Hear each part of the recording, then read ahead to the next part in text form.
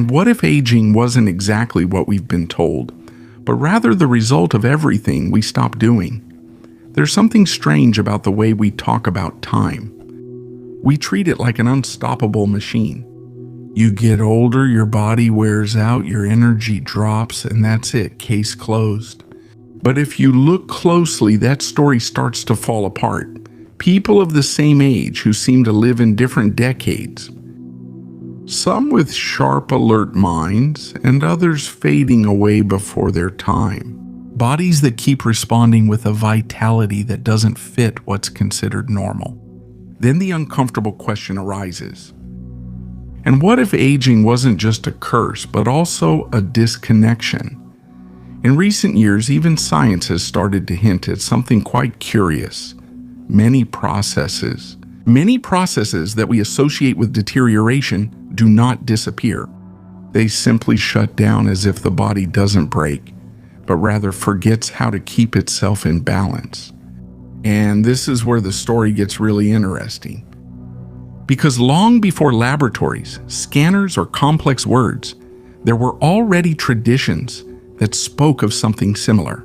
A vital energy that had to move, be activated, circulate, not just as a theory. Repet reveals that beyond the quality of science, laboratories, scanners, or complex things, there were traditions that spoke of something more subtle and probably more powerful, not deteriorating at the same rate as everyone else. And today I want to look at that with you. Not as a belief, but as a possibility that's worth observing without prejudice. If we go back thousands of years before biology had words to explain what was happening inside the body, something hard to ignore appears. Entire cultures obsessed with breathing, but not as something automatic, rather as a key, a bridge.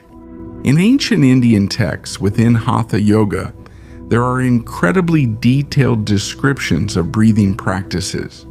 They weren't random exercises. They were exact sequences with precise timing, specific postures, and very clear objectives. The curious thing is that they didn't talk about oxygen or blood. They talked about prana, a kind of vital energy that, according to them, flows through invisible channels called nadis. Now let's pause for something important. You don't have to take that literally. I don't. You don't need to creer en canales energéticos as if they were invisible pipes inside the body. But there is something that cannot be ignored. Those descriptions, although symbolic, fit surprisingly well with real experiences. When they talked about energy flowing, they were probably noticing changes in breathing, in body temperature, in mental clarity, in that internal sensation. Hard to explain, but impossible to ignore. And that's where it gets interesting. It's not about whether they had the words right. It's that the results were there, because these practices weren't born from a nice theory. They were born from repeating, observing, and adjusting over generations. People who couldn't see what was happening inside the body, but they could feel it. And over time, they refined methods that worked consistently.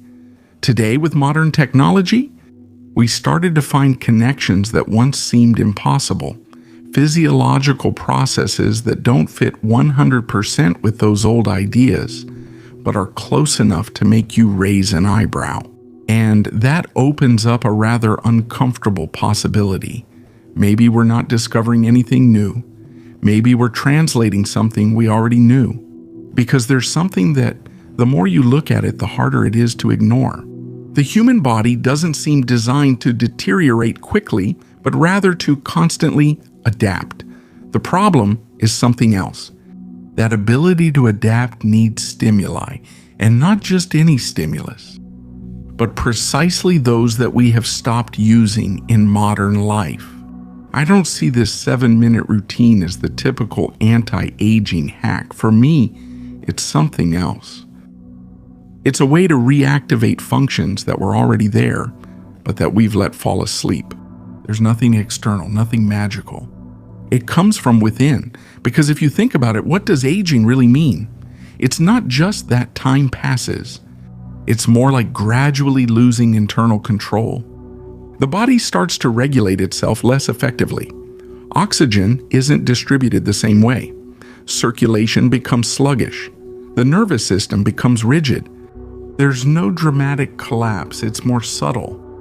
Quieter, a constant slowdown.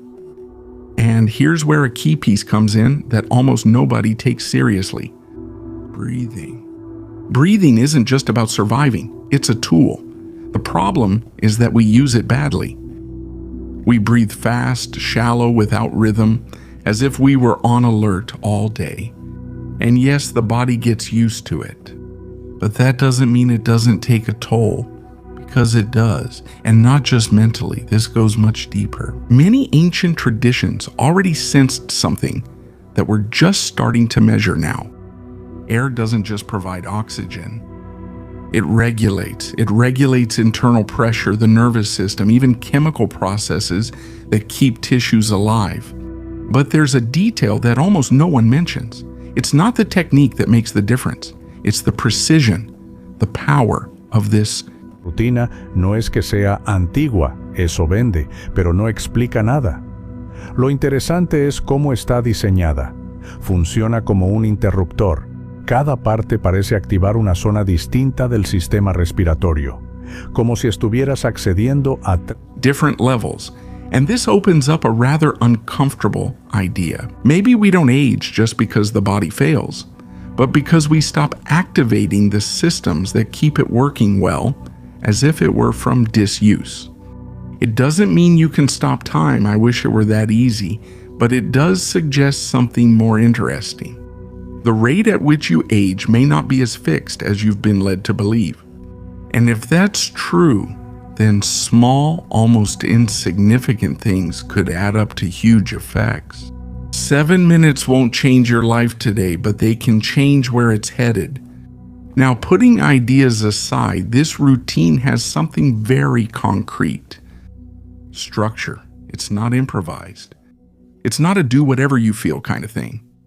It's designed as a sequence where each step leads to the next. 7 minutes, 3 phases. Each one has its own function. The first one lasts 3 minutes. Alternating nostril breathing. Yes, it sounds strange, and at first it is. You inhale through one nostril, exhale through the other, and keep alternating. Steady. No rush. This isn't about doing it perfectly. It's about keeping a steady rhythm. And something curious happens. The body ages. It starts to organize itself, as if it were adjusting internally. From my point of view, this step reorganizes. It balances pressures. It activates areas that are normally turned off. Then comes the second phase, 2 minutes. And here something appears that throws many people off. The sound? When you exhale, you make a soft humming sound. With your mouth closed, it's not singing, it's not forcing, it's more like an internal hum. Almost as if the body is vibrating from the inside, and even though it sounds symbolic, what you feel is very real. The vibration spreads through the skull, especially in the area of the nasal sinuses. Something interesting happens here. If the first phase turns on the system, this second one boosts it. It's like turning up the volume on something that was already running. Breathing stops being just air and starts to feel like an internal resonance that amplifies the whole process. And then the third phase arrives. 2 minutes that completely change the tone. Breath hold. You take a deep breath and hold your breath for a few seconds before letting it out slowly. No tension, no struggle. Just hold. Here it's no longer about activating or intensifying. It's about distributing, about integrating, as if everything you awakened before is now being pushed inward, into deeper layers of the system. 3 clear steps. Activate, amplify, integrate. From the outside, it doesn't impress. There are no flashy moves, no visible effort. And that's exactly why it has something special. It works on what can't be seen. And maybe that's exactly why it has gone unnoticed for so long. Now, all of this sounds good, but it's only useful if it lands in everyday life. If it remains just an interesting idea, it doesn't change anything at all. And this is where most people fail. Not because of a lack of discipline, but because of poorly calibrated expectations. We want quick, visible, almost immediate results. But this practice doesn't work that way. It's quieter. It's more cumulative, and what it generates isn't a drastic change from one day to the next, but rather small adjustments that, over time, start to become noticeable without you realizing it. For me, the key isn't to turn it into just another obligation, but into an anchor. 7 minutes upon waking up. Before checking my phone? Before any other stimulus, because if you leave it for later, you're already running late. The noise of the day has already gotten into your system. Look at this. First morning, you wake up and the first thing you do is look at your phone. Without realizing it, your breathing speeds up, your attention scatters, and you start the day reacting to everything. Second morning, you sit for 7 minutes and breathe with intention. The world outside hasn't changed, but you have. And that small nuance changes everything. There's also something important. Don't get obsessed with doing it perfectly. Really. It's not about counting seconds like a robot or trying to control every detail. What matters is consistency, so that the body starts to recognize that moment, so it feels familiar, like a signal. And another key point, observe, but without expectation, because changes are not usually obvious at first. You're not going to look in the mirror on the third day and say, wow, I look 10 years younger, I wish, but it doesn't work like that. What can happen is more subtle. You sleep a little better. You think more clearly. Your energy stops crashing in the middle of the day. It's not spectacular, but it's real. That's how I see it. This isn't a magic formula to reverse aging. It's a way to reduce the internal friction involved in aging. And that, sustained over time, can make a huge difference. Maybe the mistake was always seeing aging as something that comes from outside, like an enemy, when in reality it may be at least partly a disconnection from yourself, a gradual distancing from your own body. If you've made it this far, don't just keep going as if nothing happened. Stop for a second. Breathe. And write in the comments, I don't want to fall asleep again. I don't expect it. Don't write it just for the sake of writing. Write it down if at any point in this video you felt something you can't explain, but that stirred something inside you. Because most people live numb. Distractions, noise, hurry, days that go by without leaving a mark. And you stayed. You stayed when it was no longer entertainment. You stayed when it started to hurt a little. And that means there's something in you that's waking up. Even if you still don't know what to do with it, now go deeper. Write.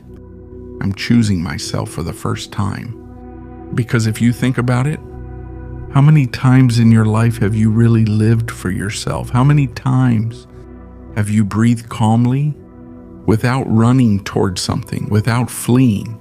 And that means that something is Cajar, a responder.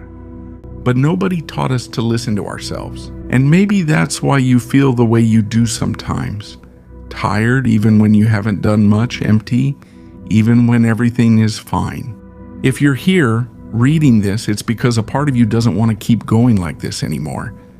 And to choose yourself, even if it's something as small as 7 minutes of breathing, it can be the start of something much bigger. However, and this is the most important part, if you really felt something today, write down, I'm not going to let myself down this time. But don't say it lightly, because you've probably made promises to yourself before and didn't keep them, and that's okay. But today is different. Not because this video is magical, but because you're not exactly the same person you were a few minutes ago. Something changed, even if it's subtle, even if you can't explain it. And this comment isn't to prove anything to anyone. It's a reminder, an anchor, a way to tell yourself, this time I'm not going to look the other way. Because in the end, it's not about breathing, it's about stopping, quietly abandoning yourself and starting, even if it's little by little, to come back to yourself. After everything we've seen, there's something that lingers, and it's hard to ignore it. A new theory, not just another internet trend. It's an ancient practice, almost ridiculously simple at first glance. But even though it speaks in another language, it starts to fit in suspiciously well with what science is only just beginning to decipher today, and that at the very least should make you raise an eyebrow. Now, we're not here to believe blindly. I don't need to convince you. Nor do you have to buy into the whole spiritual narrative, or the scientific one, or even the factual one. It's better if you don't, because when you believe too quickly, you stop observing. And here's the interesting part. It's not about believing, it's about trying. Because in the end, this routine isn't here to sell you a grand promise like rejuvenate in 7 days. That sounds good as clickbait, but in real life, you already know how it ends. Esto es más incómodo. It's an invitation to do something so basic, it's almost funny, but to do it right. To see what happens when you stop breathing like someone who's rushing through life and start breathing as if, for the first time, you realize that you're alive. Without exaggerated expectations, without that inner dialogue of, let's see if I feel something today, just observe, and this is where everything changes. Because maybe this won't make you younger, more handsome, or more optimized, as if you were an app that needs an update. Maybe it's about something much quieter but deeper, regaining internal coherence. Because if you look closely, the problem isn't just that time passes, it's that we become disordered inside.